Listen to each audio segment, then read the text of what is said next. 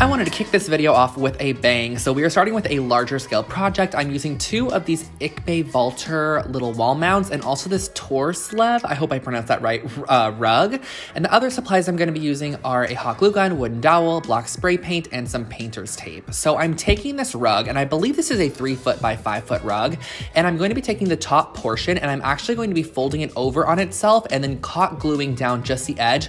We're basically creating like a little pocket hole. That way we can stick the wooden dowel through. So just use a strong bond glue. Hot glue worked great. And then I'm using some paper towel and painter's tape to create a diagonal stripe across to this rug. And this is going to be on the bottom section of the rug. Basically, I am masking off the top portion and we're going to be spraying this with some black spray paint. I actually had to reposition it one time just to get it in the correct position that I wanted it in. And then once you have that, I brought it outside and I used this 2x Rust-Oleum black spray paint that I used in my thrift flip video. And I'm just going to be spraying the entire bottom portion of this rug. Now, since this is going to be a wall hanging, I don't really mind that it's going to be like crunchy and textured. Of course, you wouldn't want to probably use this on your actual floor, but since it's the wall hanging, I figured it would just be totally fine to spray the bottom portion of this. And the great thing is that you can totally spray this with any color you like and really have like a coordinating wall tapestry. And I absolutely love the way that this looks when it is hung up. So I gave it a good coating. I had to go over it multiple times just because it was kind of splotchy. And then this is the cleanest reveal ever. I was worried, but look at this.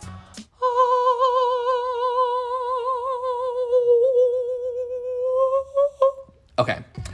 So that is what the bottom half of the rug looks like. And all you have to do to finish this off is just slip the dowel through the top portion, and then you're gonna mount the two wall brackets. And I just love how this is hung as opposed to a traditional tapestry. And this ended up costing about $36, which I think is great because it's pretty large scale.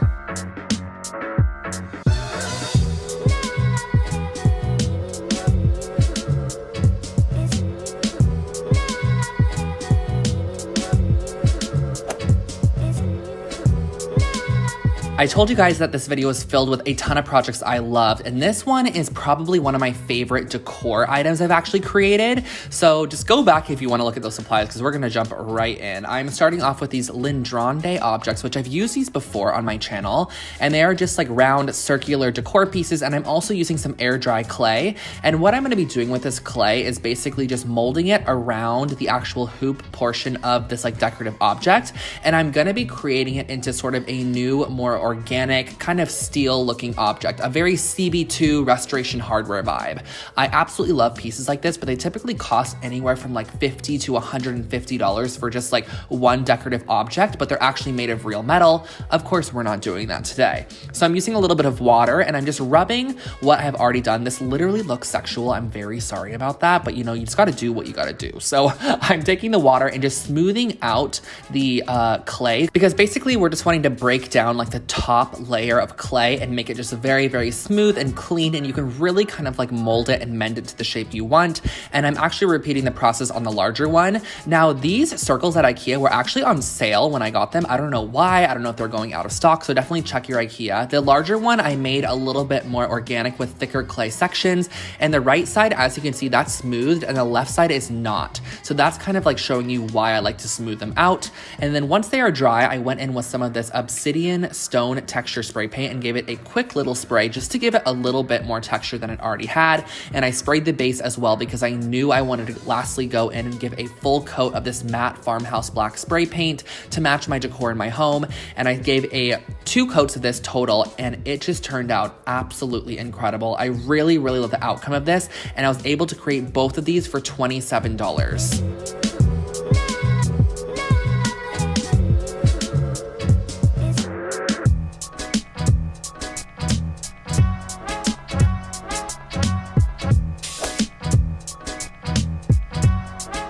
You know, I had to create a super affordable project as well. So these are the overall, I think they're pot holders made of cork, and I'm also gonna be using some assorted paints, macrame rope, and scissors. So the supplies are super minimal. And these are the 3 items that you get. And I was like, these are really great shapes to actually create a wall hanging with. So I grabbed a couple of paints in like a peach color, a more pinky peach color, and then a tan color.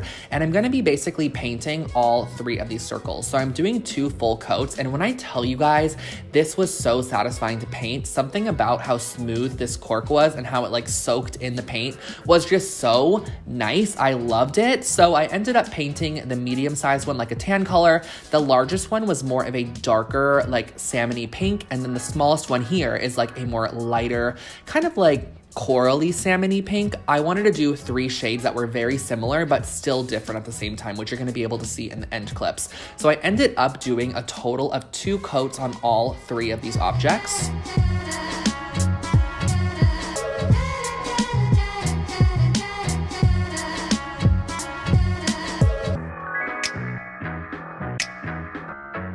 And of course, you could not forget about the back, so I went in and just gave just 1 quick coat to the back side. Since it wasn't going to be shown anyways, I just wanted to make sure that it looked decent, of course, from all angles. And these are my 3 tones. So next what I'm doing is grabbing some macrame cord. I will link this below for you guys. And I'm cutting out 2 just random, probably like foot-long sections. And I'm going to be looping it around and then pulling through my strands through the largest loop. And then I'm going to also be doing the same thing on the medium-sized loop. So we're going to have both of these like this.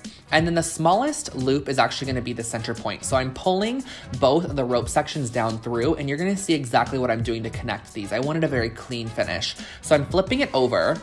I'm putting hot glue on the backside and basically just gluing these down to the actual backside of the smallest loop and repeating the same process on the other side. That way, when you flip it over, there's no knots or anything, but it's gonna look super, super smooth. And then it's also gonna be level at the same time. So this basically finishes it off, but of course I needed to add a little loop to the top portion. So I'm adding on some macrame cord in a loop, tying a knot at the top, cutting off the excess strands, and that finishes off this wall decor item, which I actually was able to create for just $8.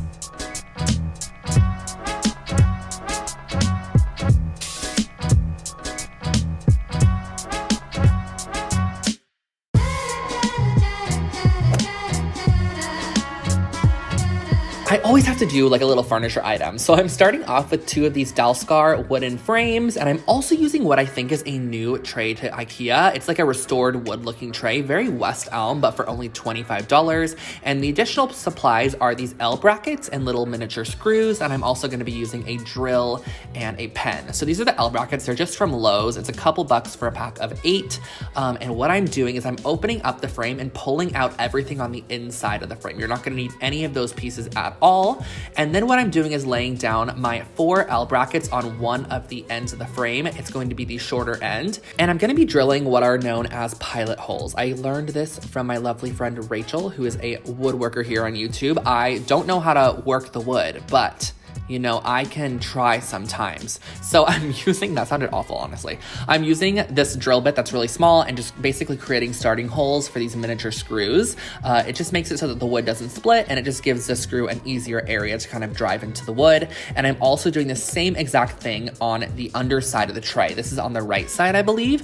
And I'm gonna be repeating the process on the left side as well, because we're gonna be using these picture frames as the legs to this sort of like geometric table. I think it just turned out really cool in the end, and the woods looked amazing together. And I used some pliers to pull out the little black pieces that are kind of like to hold in the actual picture. And then once you are done, you have your miniature little rustic wood side table for $39.